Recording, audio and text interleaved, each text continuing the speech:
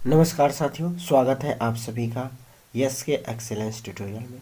तो साथियों, इससे पहले हम लोग जाने थे कल्पित माध्य विधि क्या है। तो कल्पित माध्य विधि में दोस्तों आप लोगों को बताया गया है कि यक्स मैंने औसत निकालने के लिए A plus sigma F I D I upon sigma F I जो है कैसे निकालेंगे। ये क्या होता है, तो ये मध्य अंक होता है। ये जो है क्या होता है, मध्य अंक होता है यक्स आई का। यह यक्स आई का मध्य अंक होता है। इससे पहले के वीडियो में हम इसको काफ़ी अच्छे तरीके से समझा चुके हैं, तो उसको आप लोग देख लीजिएगा।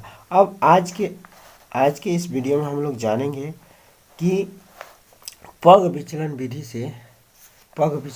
से हम लोग औसत कैसे निकालेंगे। तो यहाँ पे देखिए दोस्तों, पग विचलन विधि में हम लोग को ये वाला जो है आना चाहिए यू आई निकालना। डी आई निकालना तो आप लोगों को बता दिए हैं। डी आई निकालना थोड़ा गला सही नहीं है, तो डी आई निकालना तो आप लोगों को बताया जा चुका है कि यक्स आई में से ए घटा देना। ये क्या होता है, तो देखिए इन यक्स के एकदम बीचों बीच में कौन है, तो इधर से दो निकालिए और इधर से दो निकालिए, बीच में दो आ जा रहा है। अगर तीन तीन का लेते हैं हम लोग, तीन तीन का, तो कोई नहीं आ रहा है। इसका मतलब दो दो का ले लिया जाए और इनके बीच में या तो ये ले लिया जाए, ए बराबर या तो इसको ले लीजिए और नहीं तो ए बराबर इसको ले लीजिए। ठीक, तो एक्स आई में से ए घटाते जाएंगे तो ये मान प्राप्त होता जाएगा, यानी कि डी आई। लेकिन आज हम लोग को यू आई निकालना सीखना है। यू आई कैसे निकालेंगे, क्योंकि यह पग विचलन विधि में यूज होगा यू का मान, और हम लोग पग विचलन विधि में यू आई और एफ आई निकालेंगे। ठीक है, गुणा करेंगे। तो यू आई कैसे निकाला जा रहा है, तो एक्स आई में से ए घटाने पर, यानी कि इसमें मैंने ये वाला डी आई मैंने डी आई जो निकाले हैं हम लोग डी आई, उसमें जो है क्या 10 से इसके जो हाइट है, यह यच क्या है, तो यच जो है आपका इसका हाइट है।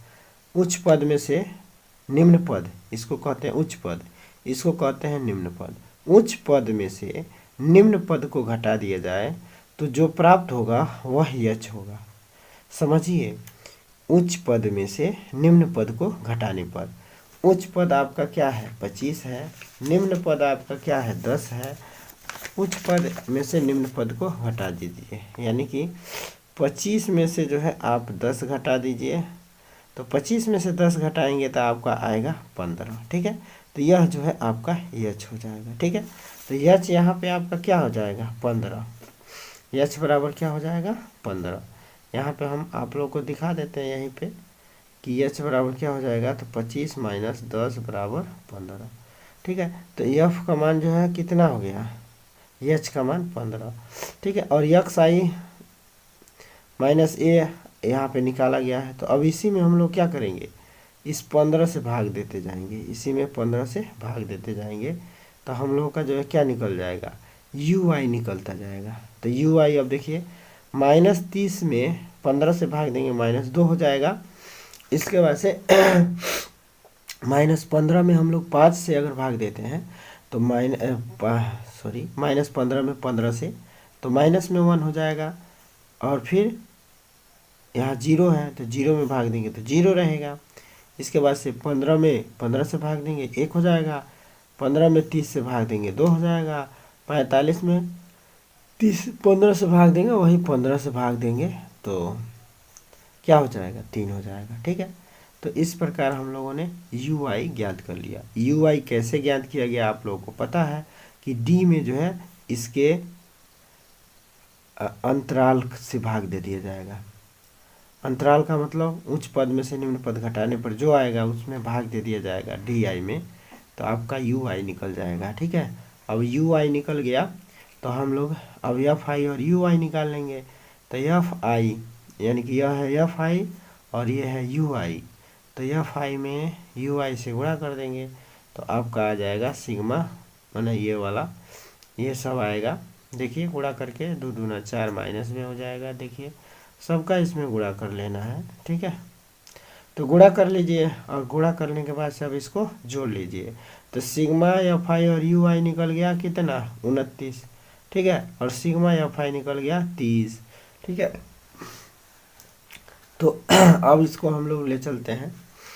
देखिए अब ये मान आप लोग याद कर लीजिए, सिग्मा एफ आई का मान कितना आया, सिग्मा एफ आई का मान आपका कितना आया 30, और सिग्मा एफ आई और यू आई का मान कितना आया, एफ आई और यू आई का मान, तो एफ आई यू आई का मान आपका आया 29। ठीक है, तो अब इसका जो है पग विचलन विधि का सूत्र क्या है, तो पग विचलन विधि, पग विचलन विधि, पग विचलन विधि से कौन सी समांतर माध्य अगर हम लोग निकालते हैं यह अक्ष, तो ये हो जाता है A plus H sigma F I U I, sigma F I और यू आई, अब बट्टे में क्या हो जाएगा, सिग्मा एफ आई हो जाएगा। ओके, तो यह आपका सूत्र होगा A plus H sigma F I U I, बट्टे में सिग्मा एफ आई। ओके, अब यहाँ पे देखिए ए आपका क्या होगा, तो ए आपका जो है माध्य होगा, कल्पित माध्य। कल्पित माध्य का मतलब जो इनके बीचों बीच में है, तो हम लोग जो है यहाँ पे 47, मतलब हमने बताया था कि ए बराबर इसको मानिए चाहे इसको मानिए, तो हमने ए बराबर 47.5 माना है। ठीक है, हमने ए बराबर 47.5 माना है, तो हम लोग यहाँ पे ले लेंगे 47.5। ठीक है, एच की वैल्यू कितनी आई थी, तो एच की वैल्यू यहाँ पे 15 प्राप्त हुआ है, तो 15 लिख लेंगे। उसके बाद से सिग्मा एफ आई और यू आई का मान 29 है, तो 29 ले लेंगे। और इसके बाद से सिग्मा एफ आई का मान देखिए कितना है, तो 30 है, तो सिग्मा एफ आई का मान यहाँ पे 30 भर देंगे।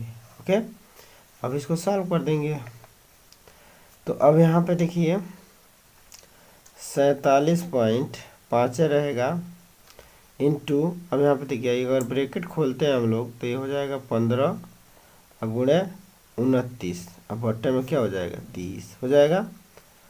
अब 15 से हम इसको काट सकते हैं, 15 दूना 30। ठीक है, अब यह जो है कट नहीं सकता है, अब यह जो है कटेगा नहीं, तो 47.5 गुना जो है क्या हो जाएगा 29, अब बट्टे में हो जाएगा 2। ठीक है, तो 47.5 गुणे 29 बट्टे 2 हो जाएगा।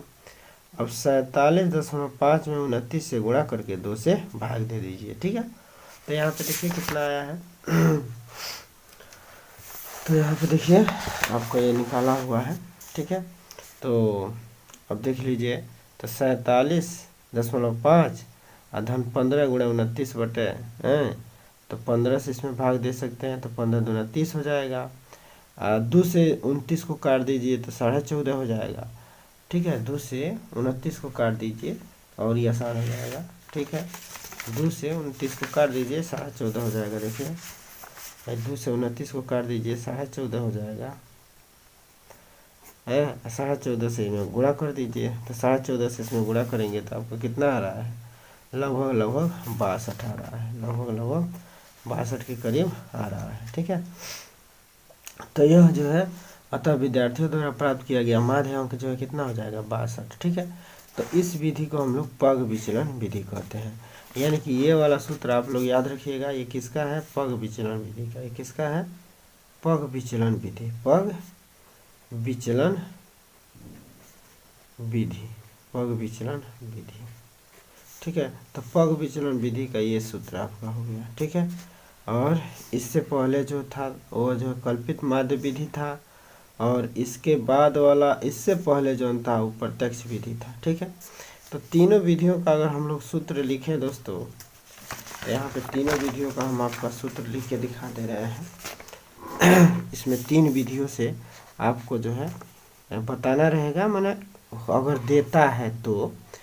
ठीक है, मैंने आपसे जो है पहला विधि इसका माध्य निकालने का है प्रत्यक्ष विधि, प्रत्यक्ष विधि। तो प्रत्यक्ष विधि में क्या होगा, तो सिग्मा एफ आई इंटू जो है एक्स आई हो जाएगा, सिंपल रहेगा। ठीक है, अब बट्टे में जो है सिग्मा एफ आई हो जाएगा। ठीक है, इसके बाद से प्रत्यक्ष विधि हो गया ये समांतर माध्य निकालने का। इसके बाद से पग विचलन विधि है। इसके बाद से जो है क्या है, कल्पित माध्य विधि,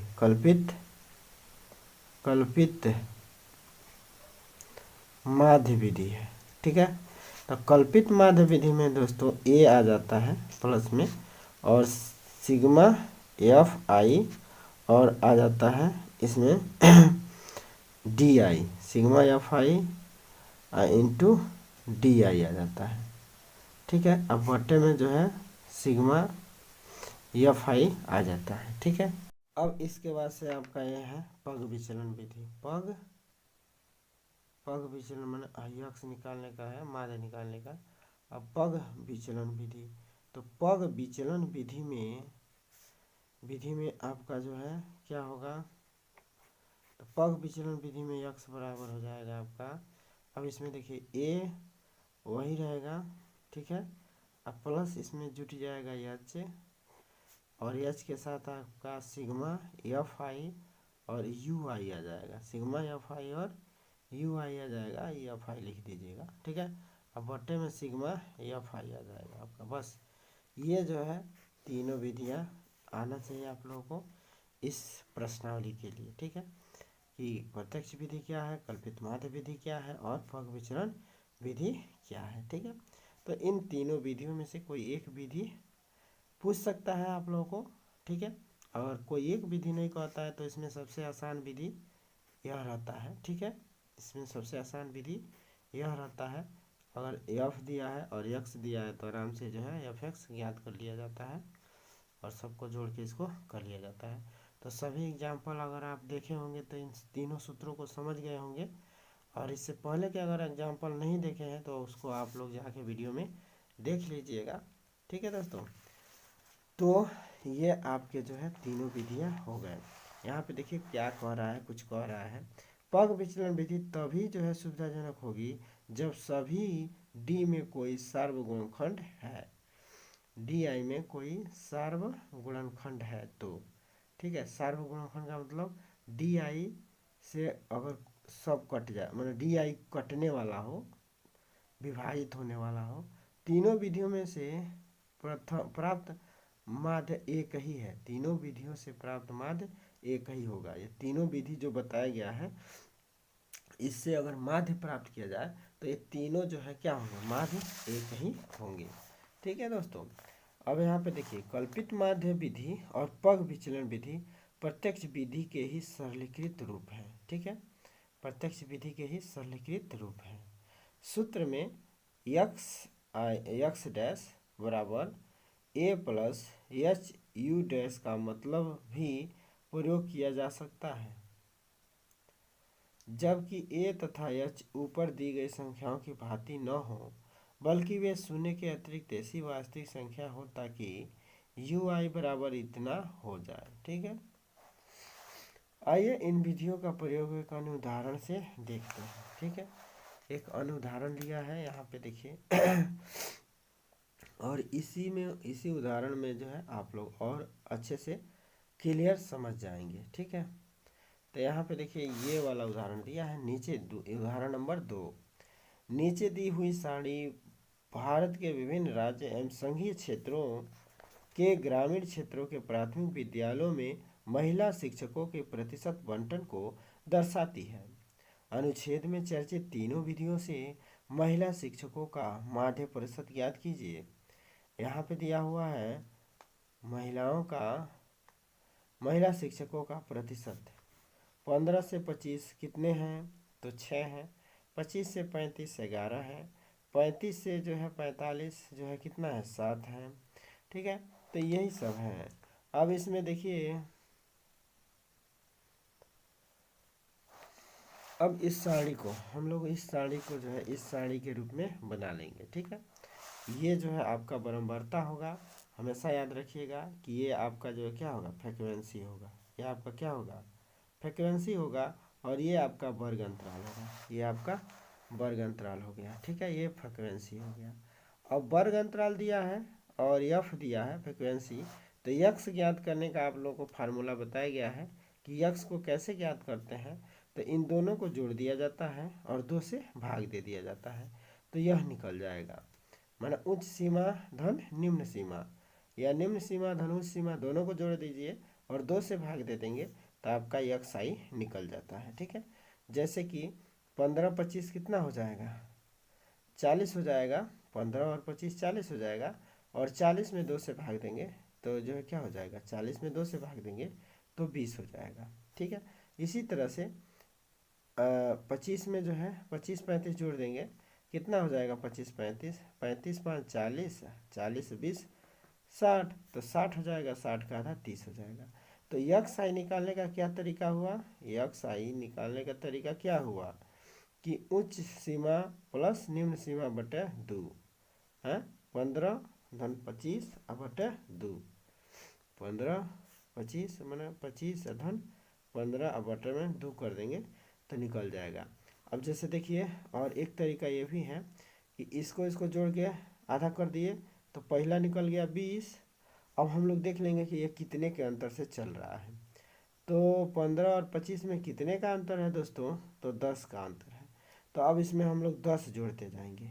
अब 20 में 10 जोड़ेंगे 30, 30 में 10 जोड़ेंगे 40, 40 में 10 जोड़ेंगे 50, 50 में 10 जोड़ेंगे 60, 60 में 10 जोड़ेंगे 70, 70 में 10 जोड़ेंगे 80। तो ऐसे भी हम लोग निकाल सकते हैं। तब भाई जोड़ के या 2 से भाग देने की जरूरत नहीं है, एक का निकाल लीजिए, एक का, इसमें एक का निकाल लीजिए। एक का निकालने का मतलब इसको जोड़ के आधा कर दीजिए, एक निकल गया। और इसमें जो है अब देखिए कितने का अंतर है, वो जोड़ते जाएंगे तो ये जो है यक्स आई बाकी के निकल जाएंगे। ठीक है, तो यक्स आई निकालना आप लोग जान गए, 2 विधियां हैं यक्स आई निकालने के। एक तो दोनों के जोड़ के 2 से भाग देते जाइए, ठीक है, और एक है कि एक निकाल लीजिए, उसमें जितने का ये अंतर है वो उतना जोड़ते जाइए। ठीक है, अब हम लोग आगे देखते हैं सारणी में क्या करता है। यहाँ पे देख सकते हैं आप लोग कि ये क्या कर रहा है। तो यहाँ पे सारणी को देखिए, अब यहाँ पे कह रहा है कि हम a बराबर 50 ले लेते हैं, h बराबर 10 लेते हैं, तब डी आई बराबर एक्स आई माइनस 50 और यू आई बराबर एक्स आई माइनस 10 होगा।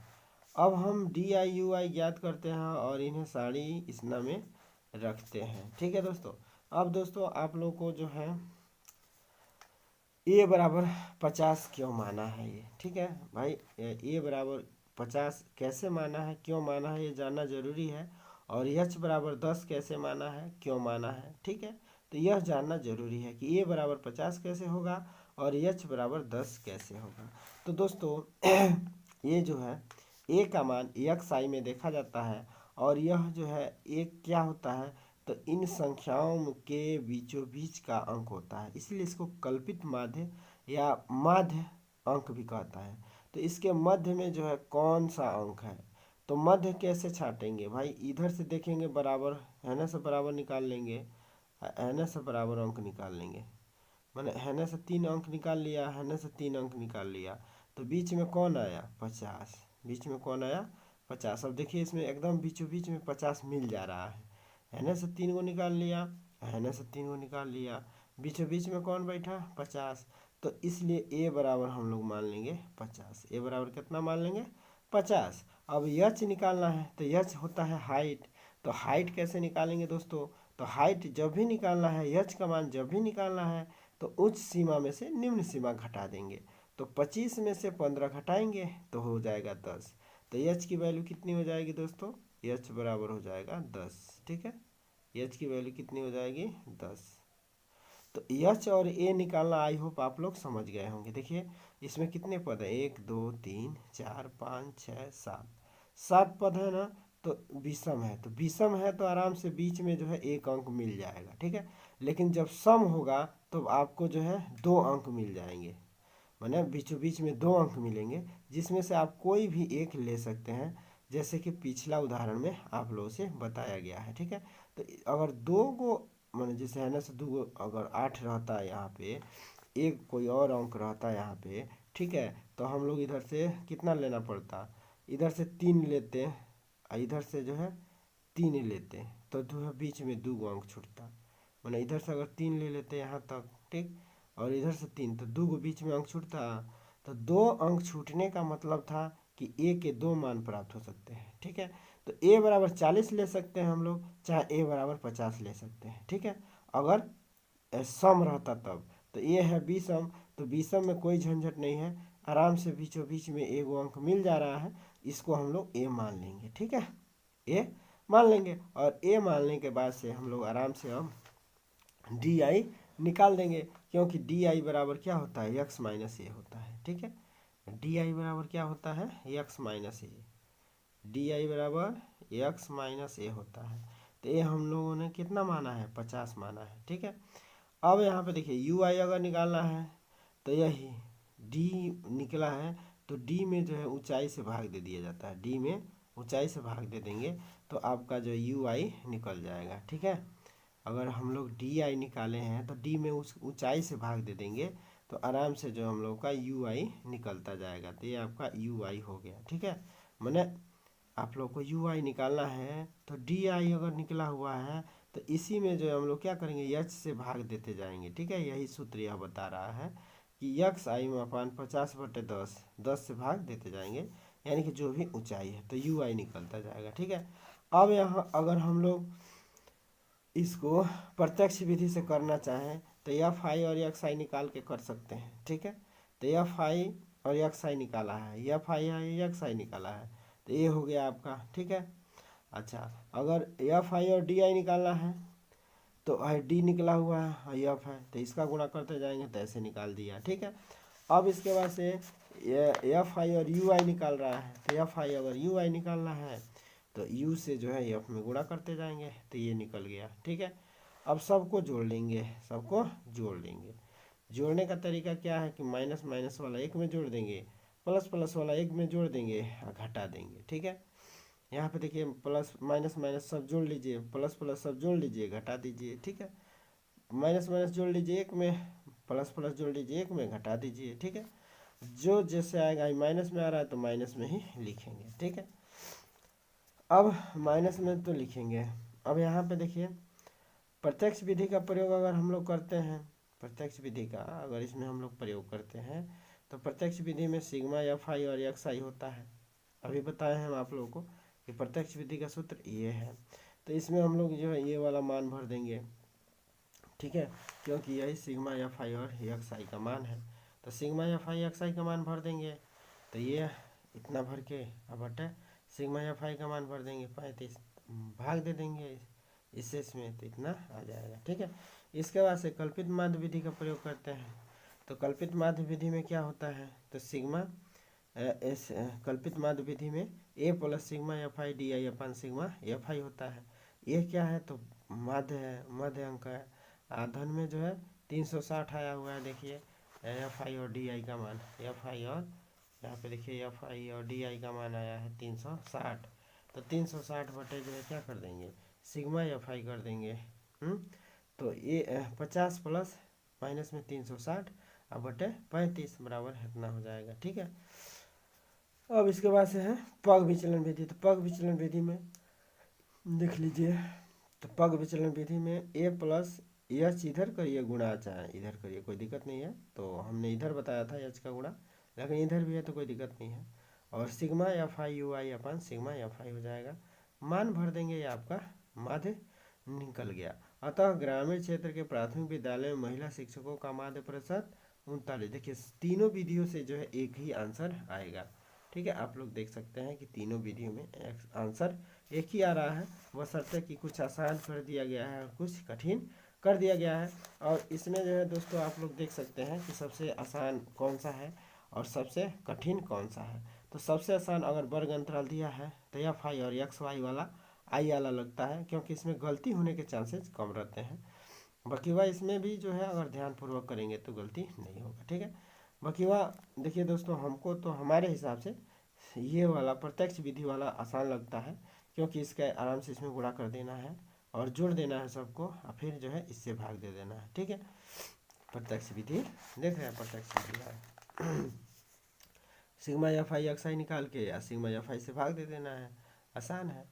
ठीक है, अब इसमें जो है फिर डी निकालिए तो फिर यू निकालिए तो फिर, ठीक है, लेकिन आप वो जैसे कि कह दे कि पग विचलन विधि से कीजिए तब जो है दिक्कत हो जाता है। तो पग विचलन विधि से कहेगा तो बेबस हो के आदमी करना ही पड़ेगा, ठीक है, नहीं तो सबसे आसान यही विधि है।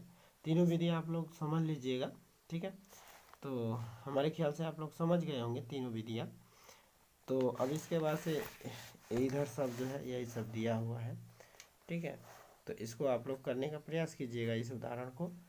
और इसके बाद से दोस्तों हम लोग प्रश्नावली पे आएंगे कल के वीडियो में, ठीक है। यहाँ पे सब कुछ हम लोग देख चुके हैं। अब इसके बाद से दोस्तों हम लोग प्रश्नावली 14.1 का जो है सवाल नंबर 1 देखते हैं। सवाल नंबर 1 में है, विद्यार्थियों के एक समूह द्वारा अपने पर्यावरण सचेतना अभियान के अंतर्गत एक सर्वेक्षण किया गया, जिसमें उन्होंने एक मोहल्ले के 20 घरों में लगे हुए पौधों से संबंधित निम्नलिखित आंकड़े एकत्रित किए।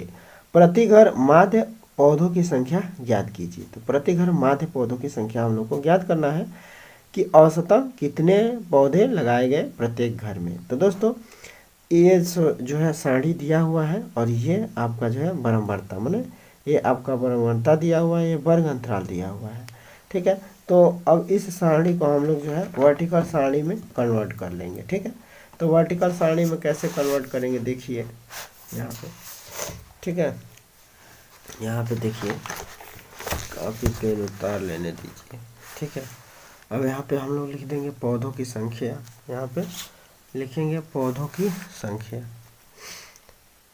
यहाँ पे हम लिख देते हैं एक्सरसाइज 14.1 क्वेश्चन नंबर 1, ओके। अब यहाँ पे देखिए, यहाँ पे लिख देंगे पौधों की संख्या, पौधों की संख्या लिख देंगे। पौधों की संख्या में देखिए जो भी दिया है, पौधों की संख्या में देखिए वर्ग अंतराल दिया हुआ है 0, 2, 2, 4 है। तो 0, 2, 2, 4 ये वर्ग अंतराल ऐसे ही रहता है। इसका उच्च सीमा यहाँ पे आ जाता है।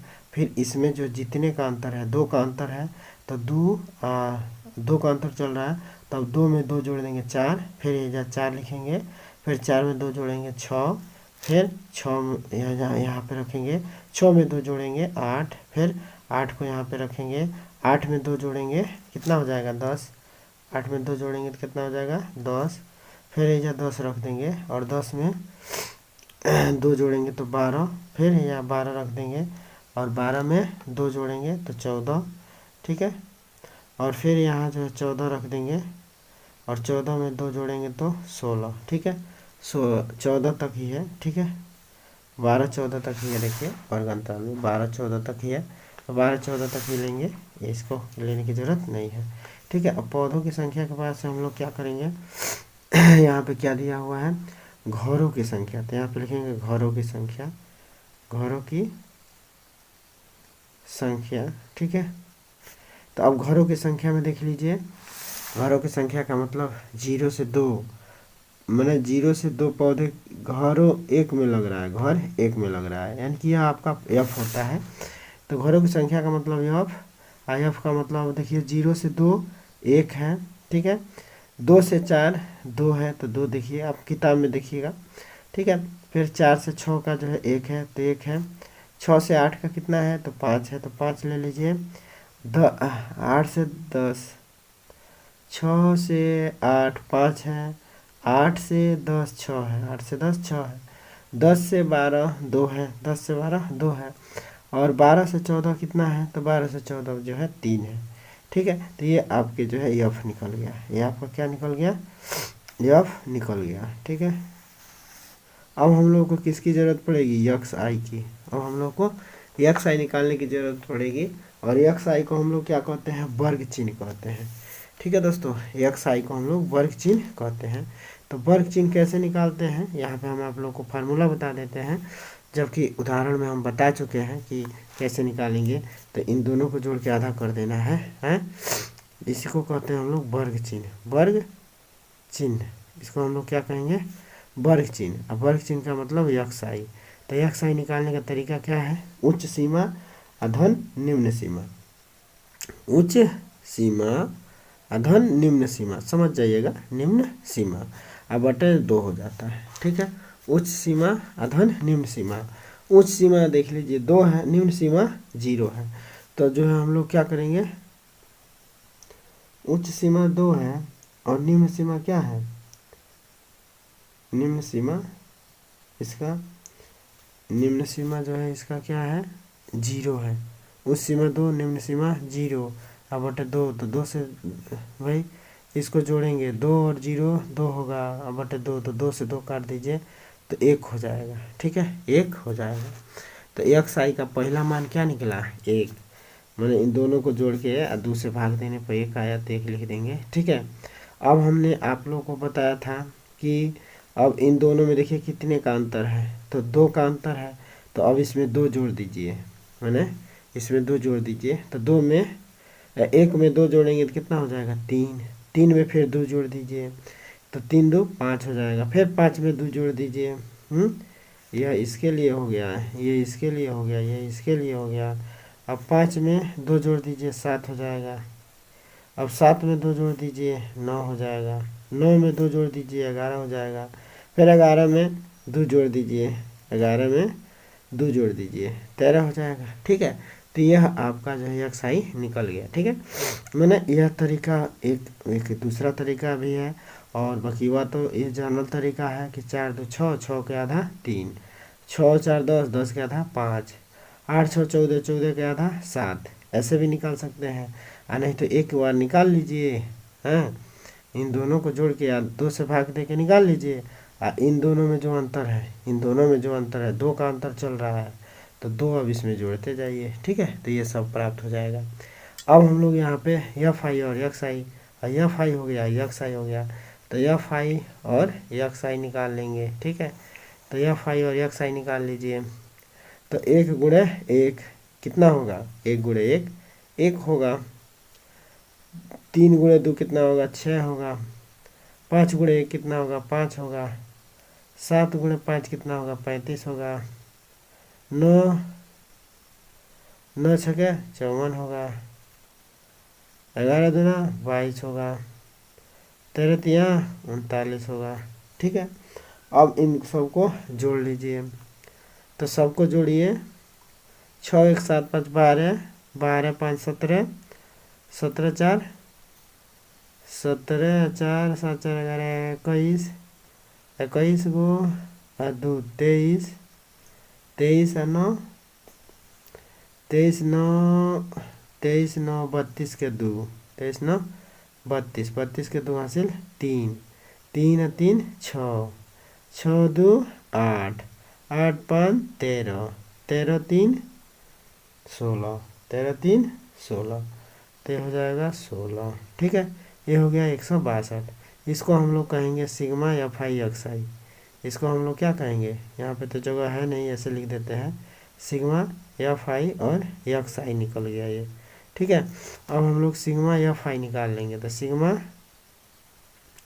एफ आई, तो सिग्मा एफ आई का मतलब ये दिया हुआ है कितने घरों का है, 20 घरों का। इसको जोड़ लेंगे तो ये 20 आएगा, क्योंकि 20 घर दे रहा है ना, यही ना घर है, तो 20 आएगा इसका मान। ठीक है, जोड़ने की ज़रूरत नहीं है, जब यहाँ पे दे रखा है कि एक मोहल्ले में 20 घर में लगे हुए हैं, तो 20 आएगा इसका मान। ठीक है, जोड़ के देख लीजिए, नहीं विश्वास है तो जोड़िए। क्या है, 2 1 3, 3 1 4, 5 4 9, 9 6 15, 15 और 5 20, नहीं हो जाएगा, तो 20 हो गया। अब हम लोग प्रत्यक्ष विधि से इसको निकाल लेते हैं। तो प्रत्यक्ष विधि में एक्स औसत माध्य बराबर क्या होता है, तो सिग्मा एफ आई और एक्स आई, अब बटे में क्या हो जाएगा, सिग्मा एफ आई होगा। सिग्मा एफ आई एक्स आई का मान देखिए कितना आया है, तो यही ना आया है 162, 162। और सिग्मा एफ आई का मान कितना आया है, 20, तो 20 ले लीजिए। अब हम लोग क्या करेंगे, भाग दे देंगे, 2 से काटिए, 2 8 16, 2 8 16, 2 1 2, 2 1 2 और 2 10 20, 10 से में भाग देंगे तो 8.1 हो जाएगा। यही आपका जो है माध्य हो जाएगा। ठीक है, तो यहाँ पे लिख देंगे माध्य बराबर, माध्य बराबर या एक्स डैश बराबर हो जाएगा 8.1, 8.1। ठीक है, तो यही बस, इसका कोनो मात्रक नहीं होता है। मात्रक वही रुपया में दिया रहेगा तो रुपया में, वर्ष में दिया रहेगा तो वर्ष में, इसमें मात्रक लिखने की ज़रूरत नहीं है, बस इतना लिख देंगे। ठीक है, तो आई होप दोस्तों आप लोगों को ये क्वेश्चन नंबर 1 समझ में आ गया होगा, अच्छे से समझ लीजिएगा। यहाँ से क्वेश्चन 4 या 6 नंबर में पूछता है, तो इस चैप्टर को, इस प्रश्नावली को अच्छे से समझ लीजिएगा, ठीक है। और इसके पहले के भी उदाहरण क्रियाकलाप देख लीजिएगा, और फिर कोई भी प्रॉब्लम है तो हमसे ज़रूर बताइएगा।